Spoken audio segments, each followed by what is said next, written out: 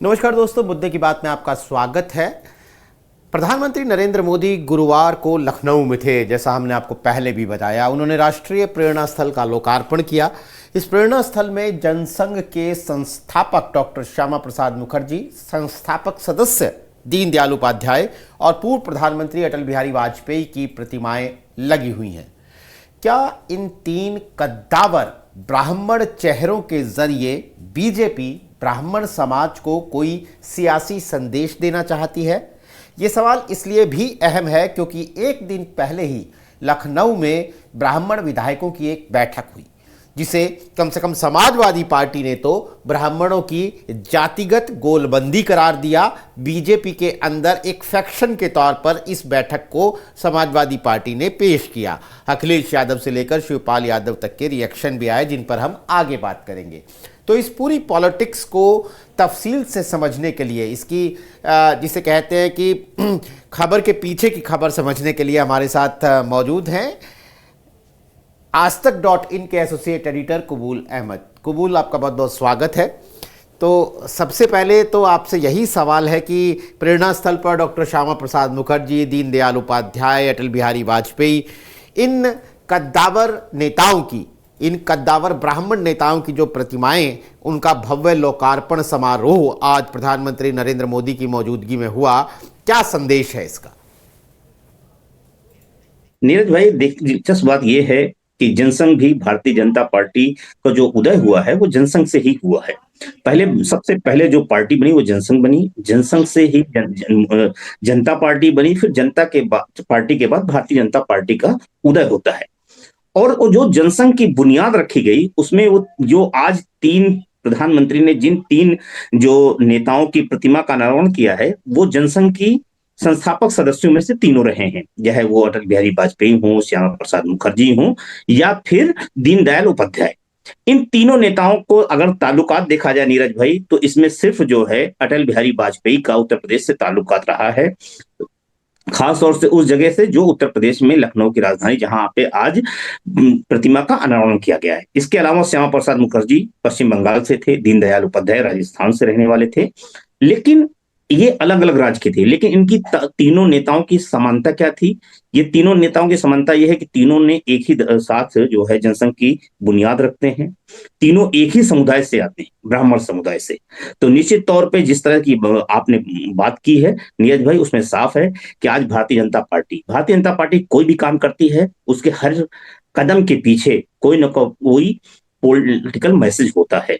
निश्चित तौर पे आज भी जिस तरह से एक मैसेजिंग हुई है वो निश्चित तौर पे एक पॉलिटिकल मैसेज देने की हुई है, क्योंकि ये तीनों चेहरे ऐसे हैं जो भारतीय जनता पार्टी के राजनीति के आइकॉन माने जाते हैं, उनका विचारधारा की आधारशिला के कर्णधार माने जाते हैं, जिन्होंने जीरो से शुरू करके जो है सत्ता तक लाने में एक अहम रोल उठाया है, जिन्होंने जिसमें श्यामा प्रसाद मुखर्जी, दीनदयाल उपाध्याय का ने तो अपनी कुर्बानी वो सत्ता के दहलीज तक भी नहीं पहुंच पाए थे, उनका देहांत हो गया या निधन हुआ उसके अलग वो है। लेकिन अटल बिहारी वाजपेयी जो उत्तर प्रदेश की लखनऊ से 1954 से नीरज भाई चुनाव लड़ते रहे, लेकिन 1991 में उनको सफलता मिलती है, फिर लगातार जो है 2004 तक वहां से सांसद रहते हैं। तो निश्चित तौर पे भारतीय जनता पार्टी ने उनके नाम की एक केंद्र बनाने की, एक उनकी जो प्रतीक हैं लखनऊ में उसको स्थापित करने की, उसको इस तरह से स्थापित करने की कोई हुई कि कैसे किया जाए। तो उसमें जनसंघ खास तौर से लखनऊ में आप देखेंगे नीरज भाई, तो एक तरफ जो है मायावती जब सत्ता में आई तो अंबेडकर पार्क को डेवलप किया, दलित आइकॉन के ने उसमें मूर्तियां लगवाई। फिर जब समाजवादी पार्टी की सरकार आई तो लोहिया पार्क, ज्ञानेश्वर मिश्रा पार्क जैसे अपने जो उनके पार्टी के विचारधारा के आइकॉन रहे उनको स्थापित किया। तो मुझे लगता है भारतीय जनता पार्टी भी जब 2017 में सत्ता में आई तभी उसने तय कर लिया था कि हमें अपने आइकॉन को भी स्थापित करना है। और मुझे लगता है कि जिस तरह से सपा और बसपा ने अपने आइकॉनों को स्थापित किया, उसी तरह भारतीय जनता पार्टी ने भी आज अपने तीन बड़े आइकॉन जो खासतौर से उनके हैं, उन तीनों की मूर्ति का किया और एक भव्य मूर्ति का निर्माण किया, ताकि एक लंबे समय तक उसके जरिए एक पॉलिटिकल मैसेज दिया जा सके, उसके राजनीतिक संदेश निश्चित तौर पे हैं। जो बात आपने इशारा किया है कि अभी देखिए निश्चित तौर पे एक दिन पहले भारतीय जनता पार्टी के ब्राह्मण विधायकों की बैठक होती है, दूसरे दिन जो है एक बड़े भव्य पार्क का जो है अगर अनावरण होता है तो निश्चित तौर पर उसके पीछे एक मैसेज है। क्योंकि ये मैसेज इसलिए भी है नीरज भाई कि भारतीय जनता पार्टी का जो ब्राह्मण समुदाय है वो कोर वोट बैंक है, उसको एक साधने की कवायद है। क्योंकि वो समय समय पर उनकी बात आती है कि ब्राह्मण समुदाय नाराज है, ब्राह्मण समुदाय, तो कहीं ना कहीं भारतीय जनता पार्टी कोई राजनीतिक रिस्क लेने के मूड में नहीं है। मुझे लगता है इसी के नजरिए से ये एक तरह से देखा जाना चाहिए। बिल्कुल। पिछले दिनों जब पिछला विधानसभा सत्र चल रहा था तो ठाकुर समाज के विधायकों की दो मीटिंग हुई थी। अब जिस बैठक का जिक्र हम कर रहे हैं कि फिर ब्राह्मण समाज के विधायकों ने बैठक की, तो ये कोई उसका जवाब है क्या? और ये आला कमान भी समझ रहा है क्या इस बात को कि ये कुछ ठाकुर वर्सेस ब्राह्मण चल रहा है? हालांकि मैं अपने दर्शकों को दोबारा ये बता दूं, अभी कबूल ने बताया कि ठाकुर ब्राह्मण ये दोनों चल जो भी रहा हो, लेकिन वोट इनका 90% के आसपास पिछले चुनावों में कम से कम बीजेपी को ही मिला है। निश्चित तौर पे नीरज भाई, जब खास तौर से कोई समाज किसी पार्टी का कोर वोट बैंक बन जाता है तो उसकी तमाम चीजें होती हैं कि उसको लगता है कहीं ना कहीं हमें राजनीतिक किनारा किया जा रहा है, तो समय समय पर बार्गेनिंग की जाती है। तो भारतीय जनता पार्टी के जो खासतौर से ब्राह्मण समुदाय है वो पोस्टरिंग भी करने के माहिर है और पॉलिटिक्स भी करने का माहिर है। जब उसने देखा कि पिछले सत्र में ठाकुर समाज के विधायकों ने बैठक करके अपनी राजनीतिक ताकत दिखाने की कोशिश की, तो मुझे लगता है कि कहीं ना कहीं ब्राह्मण समुदाय की भी रही। क्योंकि हमने पिछले दिनों देखा कि ये जो है लोध समुदाय के लोगों की बैठक हुई, कुर्मी विधायकों की बैठक हुई। तो मुझे लगता है कि ब्राह्मण समुदाय भी, क्योंकि उत्तर प्रदेश की राजनीति में एक अहम वोटर है, और उत्तर प्रदेश की राजनीति नीरज भाई जिस तरह से कास्ट बेस्ड पॉलिटिक्स है, उसको देखते हुए ब्राह्मण समुदाय भी अपनी राजनीतिक जो है ताकत दिखाने के लिए, महसूस कराने के लिए, एक तरह से मैसेजिंग देने के लिए की एक कवायद की है। नीरज भाई आपको याद होगा 2022 से चुनाव से पहले ब्राह्मण पॉलिटिक्स उत्तर प्रदेश की राजनीति की बड़ी केंद्र बिंदु में रही है। चाहे वो समाजवादी पार्टी रही हो या बसपा रही हो, सब ब्राह्मण पॉलिटिक्स करते नजर आए थे 2022 में। लेकिन ब्राह्मण समुदाय का जो वोट था नीरज भाई, वो सबसे बड़ा वोट बैंक, जब आप देखेंगे 86-87% वोट बीजेपी को गया है नीरज भाई, किसी समाजवादी पार्टी या बीएसपी को नहीं गया है, बड़ा वोट बैंक। तो इससे एक मैसेजिंग है कि भारतीय जनता पार्टी का ब्राह्मण समुदाय कितना अहम है। दोनों एक दूसरे के बिना नीरज भाई राजनीतिक रूप से अधूरे माने जाते हैं। भारतीय जनता पार्टी के लिए ब्राह्मण जितना जरूरी है, उतना जो है ब्राह्मणों के लिए भारतीय जनता पार्टी भी जरूरी है। दोनों एक दूसरे की जरूरत भी है और दोनों एक दूसरे की जरूरी भी, मजबूरी भी है। तो दोनों एक दूसरे की, क्योंकि भारतीय जनता पार्टी ने देखा है नीरज भाई कि वो सपा में बसपा में जाके देख लिए हैं, लेकिन जब उनका घर अपना रंग पुत गया है भाजपा जो खास तौर से है, तो वो दूसरे घर में किराएदार के तौर पे क्यों रहे? आज वो मकान मालिक की तरह है नीरज भाई। भले ही सत्ता के का केंद्र उनके हाथ में नहीं है, लेकिन वो आज जिस तरह से है भाजपा में, जिस तरह से रहते हैं, तो उनको लगता है कि भाजपा उनकी विचारधारा पे आधारित पार्टी है। उनके राजनीतिक केंद्र में उनके जो सियासी अहमियत है वो भाजपा में जितनी है वो दूसरी पार्टियों में नहीं है। भले ही समाजवादी पार्टी ने, कल शिवपाल यादव ने कहा हो कि ब्राह्मणों का सम्मान जो है वो सपा में ही होगा, अगर सपा में आ जाते हैं तो ब्राह्मणों का सम्मान होगा, क्योंकि बीजेपी में उनका सम्मान नहीं करेगी। उसके पीछे भी एक मैं मैसेज, ये सवाल आपसे पूछने वाला था कि अखिलेश यादव ने भी अपने एक्स हैंडल पर लिखा, उस एक लाइन उन्होंने लिखी अपने लंबे ट्वीट की कि जब प्रधानमंत्री आ रहे हैं, जब बड़े लोग कोट एंड कोट आ रहे हैं दिल्ली से, तो उस भोज से भी उनको अवगत करा दीजिए जो विधायकों ने आपके खिलाफ आयोजित किया था। ये एक अपने स्टाइल में अखिलेश यादव ने इस ब्राह्मण विधायकों की मीटिंग का जिक्र किया और इसको सब टेक्स्ट में लिखा कि ये खिलाफ थी योगी आदित्यनाथ के या बीजेपी के। शिवपाल यादव ने तो ऑफर दे दिया, हमारी तरफ आ जाइए, आपका सम्मान होगा। क्या समाजवादी पार्टी इसमें संभावना देख रही है क्या? जैसा हम लोगों ने अभी तक 2-3 बार अपने दर्शकों को बता दिया कि वोट तो ये पिछले चुनावों में बीजेपी को ही गया है, तो क्या इस पूरी पोस्टरिंग के अंदर, इस पूरी डेवलपमेंट के अंदर समाजवादी पार्टी को कोई संभावना नजर आ रही है ब्राह्मण पॉलिटिक्स में अपने लिए? निश्चित तौर पे उत्तर प्रदेश की राजनीति में जिस तरह से ठाकुर ब्राह्मण की पॉलिटिक्स रही है नीरज भाई, वो कहीं ना कहीं उसमें समाजवादी पार्टी समय समय पे अपनी संभावना तलाशती है। लेकिन मुझे लगता है नीरज भाई अखिलेश यादव ने संभावना से ज्यादा तंज के नजरिए से बात कही है। क्योंकि अखिलेश यादव 2022 के चुनाव में ब्राह्मणों पे दांव खेल के देख चुके हैं कि उनको ब्राह्मण राजनीतिक वोट बैंक कितना फायदा मिला है वोट का, वो लगता है नहीं है। उनकी राजनीति का केंद्र जो है समाजवादी का कोर एजेंडा जो है वो पीडीए है, पिछड़ा दलित अल्पसंख्यक, ये तीन के ही इर्द गिर्द रहना चाहते हैं हालांकि वो एक को लेके कभी कभी कहते रहते हैं कि अगड़ों पे, लेकिन साथ साथ वो कहते रहते हैं जो जातिवादी अगड़े हैं उनको नहीं, जो कमजोर हैं, पिछड़े हैं, जो सामाजिक न्याय के पक्षधर हैं, उनके लिए हम बात करते हैं। तो निश्चित तौर पे नीरज भाई, हालांकि सपा इसमें संभावना तलाशती है, उसको खास तौर से जो ठाकुर ब्राह्मण की पॉलिटिक्स है उसको उसमें जो है और घी डालने का काम करती है। वो चाहती है कि जो ये ठाकुर ब्राह्मण की पॉलिटिक्स है उत्तर प्रदेश में, वो और खाई गहरी हो, ताकि उसमें से एक जो तबका है वो कहीं ना कहीं हमारे साथ आ जाए। लेकिन मुझे नीरज भाई, समाजवादी पार्टी ये संभावना तलाशती है, लेकिन सपा के साथ ये संभावनाएं मतलब मुमकिन होती है मुझे तब तक नहीं दिखती, क्योंकि सपा की राजनीति जो है नीरज भाई में कभी ब्राह्मण उस तरह से नहीं रहा है को वोट बैंक की तरह, जिस तरह से वो बीजेपी के साथ रहा है या कांग्रेस के साथ रहा है या फिर बसपा के साथ भी गया है। अगर वो सपा और बसपा में चुनने की बात आएगी नीरज भाई ब्राह्मणों की, तो उनकी पहली प्राथमिकता जो है वो बसपा बन सकती है, ना कि सपा बन सकती है। तो अखिलेश यादव भी मुझे लगता है इस बात को बखूबी समझते होंगे। उन्होंने पहले इसकी कोशिश की जो है 2017 में भी की, सफल नहीं हुए। 2022 में इसको परशुराम की वो फरसा लेके लेके घूमने लगे थे, मूर्ति का अनावरण तक कर दिए थे, और यहाँ तक कि जब सत्ता में थे तो परशुराम जयंती पे अवकाश भी घोषित कर दिए थे। तो वो ब्राह्मणों को लुभाने के लिए तमाम दांव चल चुके हैं, लेकिन वो ब्राह्मण वोटर जो है वो उनकी तरफ आता नहीं दिख रहा। तो मुझे लगता है अब वो ब्राह्मण वोट को हासिल करने से ज्यादा वो ठाकुर ब्राह्मण की पॉलिटिक्स करके दोनों के बीच में खाई गहरी जरूर कर देना चाहते हैं। नहीं, भी बिल्कुल। आपने कहा कि लोध विधायकों की भी बैठक हुई, कुर्मी विधायकों की, लेकिन वो शायद साइडलाइंस में, खबरों की साइडलाइंस में होकर निकल गई। अब हाल में जब पंकज चौधरी को बीजेपी का अध्यक्ष यूपी का बनाया गया, तो ये बड़ी इस बात को लेकर बड़ी बड़ी सुर्खियां और डिस्कशंस हुई कि ओबीसी वोट पर कितना फोकस है बीजेपी का। तो क्या ऐसी कोई गोलबंदी ओबीसी विधायकों में भी आपको होती दिखती है, या जैसा राजभर ने भी कहा, ओम प्रकाश राजभर ने भी, कि भाई उन्हें क्या जरूरत है, वो तो संतुष्ट हैं? नीरज भाई देखिए, भारतीय जनता पार्टी में जो ओबीसी वोट बैंक है वो भाजपा के लिए सबसे बड़ी मजबूरी है। और भाजपा इस बात को जानती है कि हम ठाकुर ब्राह्मण के सहारे रहकर सत्ता में नहीं पहुंच सकते हैं।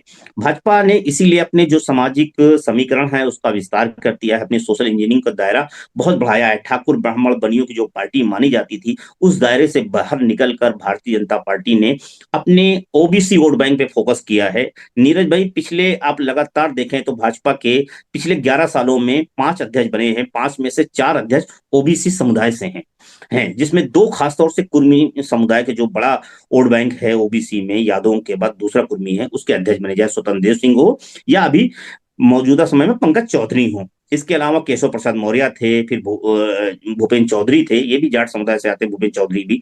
तो आप नीरज भाई देखें कि भाजपा के लिए कितना है। भाजपा इस बात को बाखूबी समझती है कि उसका जो अपर क्लास वोट बैंक है ठाकुर ब्राह्मण, वो कहीं जाने वाला नहीं है। उसको हम जिस तरह से रखना चाह रहे हैं उसको हम रख सकते हैं, उसको जो प्रतिनिधि देना चाहते हैं दे सकते हैं। उसका प्राइम फोकस जो है नीरज भाई वो ओबीसी वोट बैंक है। इसीलिए भाजपा ओबीसी को लेकर खास तौर से कोशिश में लगी हुई है। उसके लिए यही वजह थी कि जो मुख्य अगर देखा जाए तो संगठन की कमान जो पंकज चौधरी को दी गई है उसके पीछे भी रीजन रहा, क्योंकि 2024 के चुनाव में जो सपा भाजपा को सबसे बड़ा झटका मिला है नीरज भाई, वो कुर्मी समुदाय से मिला है और ओबीसी में। लेकिन भाजपा ने इस बात को समझा, इसीलिए प्रदेश अध्यक्ष की कमान कुर्मी समाज को दी और उसका व्यापक स्तर करने के लिए अपने ओबीसी को साधने की कवायद की और एक मैसेज देने की कि हम देखिए संगठन की जिम्मेदारी दी है। अब बात आती है कि सत्ता सत्ता का कमान जो है योगी आदित्यनाथ के हाथ में है, जो कि छत्तीय समुदाय से आते हैं। अब संगठन की कमान जो है वो ओबीसी को समुदाय दे दी गई है। तो अब बात बचा जो भाजपा का दूसरा बड़ा कोर वोट बैंक, वो ब्राह्मण है। उसके अंदर एक बेचैनी है कि हम कहाँ जाएं। तो मुझे लगता है कि आज जो खास तौर से पोस्टिंग हुई है, जो मूर्ति का अनावरण हुआ है, उसके जरिए एक मैसेज की कोशिश की है। हम जिन 3 आज प्रधानमंत्री ने जिन 3 नेताओं की मूर्ति का अनावरण किया है वो भाजपा के आइकॉन है नीरज भाई। वो जरूर है, हालांकि वो ब्राह्मण समुदाय से हैं, ये बात अलग है कि वो ब्राह्मणों की राजनीति नहीं करते, लेकिन वो ब्राह्मणों की जो विचारधारा है उसकी राजनीति जरूर करते रहे हैं। जो ब्राह्मण हिंदुत्व की विचारधारा उनकी रही है, उनको सर्वश्रेष्ठ वाली राजनीति रही है। तो मुझे लगता है कि उनको लगता है कि भाजपा में आज जो किस तरह से उनके लिए 65 एकड़ में की उसमें और 63 फीट की मीटर की मूर्ति का अनावरण हुआ, निश्चित तौर पे नीरज भाई ये ब्राह्मण समुदाय के लिए एक बड़ा मैसेज की कवायद है, और ये मुझे लगता है नीरज भाई इसके पॉलिटिकल मायने हैं। मैं बिल्कुल बड़े पॉलिटिकल मायने हैं। आपने भी मायावती की, बीएसपी की बात की कि ब्राह्मण वोट अगर छिटकेगा भी तो सपा के लिए संभावना कम, मायावती के लिए ज़्यादा। मायावती को 2007 में जब सरकार बनाई तब ब्राह्मणों का साथ भी मिला। तो क्या आज की पॉलिटिक्स में आज की परिस्थितियां, पहली बात जहां बसपा खड़ी है, और दूसरी ये होती हुई ब्राह्मण पॉलिटिक्स, इसमें आपको किसी लाइन में कहीं किसी दौड़ में नजर आती है बसपा इस ब्राह्मण पॉलिटिक्स के? देखिए नीरज भाई, मुझे लगता है कि देखो ब्राह्मण समुदाय को पहले बात समझना चाहिए। उत्तर प्रदेश में जो ब्राह्मण समुदाय है वो दूसरे समुदाय की तरह नहीं है। वो पढ़ा लिखा समुदाय है, जागरूक समुदाय है। वो समय को और पॉलिटिक्स को उत्तर प्रदेश को भांपता है। वो समय समय से चीजों को समझता है और देखता है, और वो समय जो भागता है उसी इस दिशा में आगे बढ़ता है। अगर बसपा को ये दिखता है कि बसपा सत्ता में आती हुई दिखेगी तभी वो हाथी पे सवार होगा। अगर बसपा जो है सत्ता में आती हुई नहीं दिखेगी तो किसी भी सूरत में वो भारतीय जनता पार्टी के रथ से उतरने को तैयार नहीं है नीरज भाई।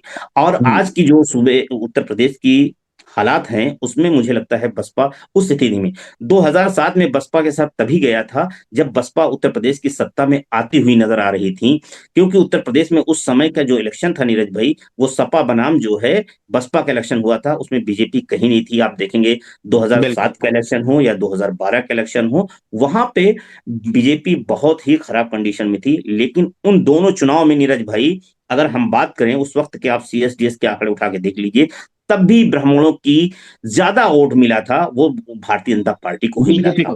बीजेपी को ही मिला था, बिल्कुल। हाँ, बीजेपी को मिला था।